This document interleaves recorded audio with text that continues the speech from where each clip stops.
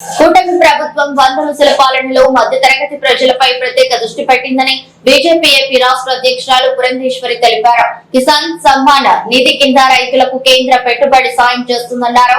గురువారం రాజమండ్రిలో నిర్వహించిన మీడియా సమావేశంలో మాట్లాడుతూ గడిచిన 5 ఏళ్లలో రైతులకు 3 లక్షల కోట్ల మేర లబ్ధి చేకూరిందన్నారు. కేంద్ర ప్రభుత్వం కనీస మద్దతు ధరలపై దృష్టి సారించి పెంచిందని, సహకార రంగం పునరుజ్జీవానికి కృషి చేస్తున్నట్లు తెలిపారు. ప్రతి గ్రామంలో మౌలిక సదుపాయాల కల్పన కోసం 3 లక్షల కోట్ల నిధులు ఖర్చు చేశామన్నారు. ఇది సంకల్పం.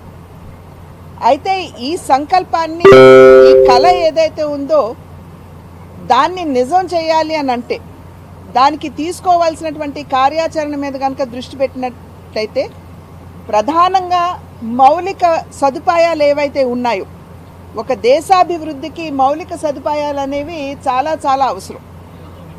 మౌలిక సదుపాయాలంటే రోడ్లు కావచ్చు, అదేవిధంగా ఎయిర్పోర్ట్లు కావచ్చు, పోర్ట్లు కావచ్చు, రైల్ కనెక్టివిటీ కావచ్చు, ఫ్లైట్ కనెక్షన్స్ కావచ్చు, ఇవన్నీ కూడా మౌలిక, అదేవిధంగా విద్యుత్తు, ఇవన్నీ కూడా మౌలిక సదుపాయాల్లో అంతర్భాగం. కనుక ఆ రకంగా కనుక మనం చూసుకున్నట్లయితే ఈ 100 రోజుల్లో కూడా 3 లక్షల కోట్ల రూపాయలు ఈ మౌలిక సదుపాయాల కోసం కేంద్ర ప్రభుత్వం కేటాయించడం జరిగింది. దానిలో భాగంగా ప్రధానమంత్రి గ్రామ్ సడక్ యోజన అటల్ బిహారీ వాజ్పేయి గారు ప్రారంభించారు. దేశంలో ఉన్నటువంటి గ్రామాలన్నింటినీ కూడా అనుసంధించాలి.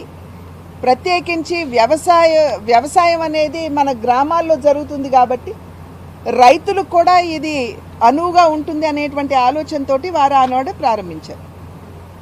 దానికి ఈరోజు మళ్ళీ మధ్యలో ఒకంత అది కాస్త మందగించినప్పటికీ మళ్ళీ ఇప్పుడు Pradhan Mantri gram Sadak Yojana 4th stage 4వ దశని ఇప్పుడు ప్రధాని గారు తీసుకుని 62,500 కిలోమీటర్ల రోడ్లు నిర్మాణం చేస్తూ 25,000 గ్రామాలు ఏవైతే ఇంకా కాస్త రోడ్లు సరిగ్గా లేవు, ఇంకా కొంచెం అనుసంధానానికి నోచుకోలేదు అనేటువంటి భావన ఎక్కడైతే ఉందో ఆ గ్రామాలన్నింటినీ కూడా అనుసంధించేటువంటి కార్యక్రమం ఇవాళ నరేంద్ర మోడీ గారి ప్రభుత్వం చేపట్టింది.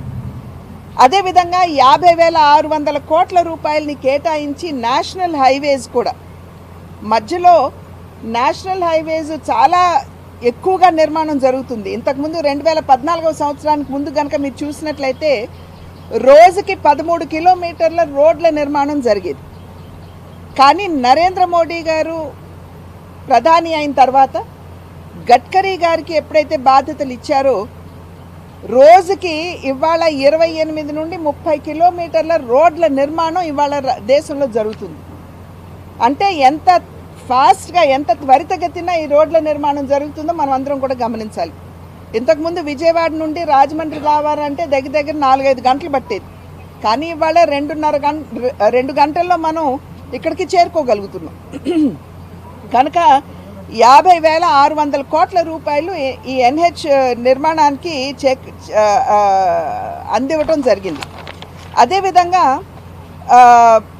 రైల్వేస్ కనుక చూసుకున్నట్లయితే 8 కొత్త రైల్వే లైన్ ప్రాజెక్టులు దానికి మంజూరు చేయటం జరిగింది.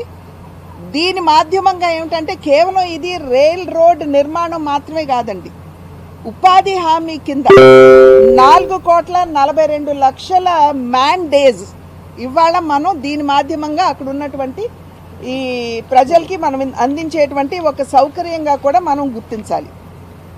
అదేవిధంగా మన దేశం వ్యవసాయ ప్రధాన దేశం, వ్యవసాయ ప్రధాన దేశం మాత్రమే కాకుండా వ్యవసాయ ఆధారిత దేశం కూడా. నేటికి సైతం మన దేశంలో 60% మంది వ్యవసాయం మీద ఆధారపడి జీవనం గడుపుతున్నారు. కనుక రైతులకి సంక్షేమాన్ని అందించగలిగితే అన్నదాతలుగా ఉన్నటువంటి రైతులు మరింత మెరుగ్గా వ్యవసాయం చేస్తూ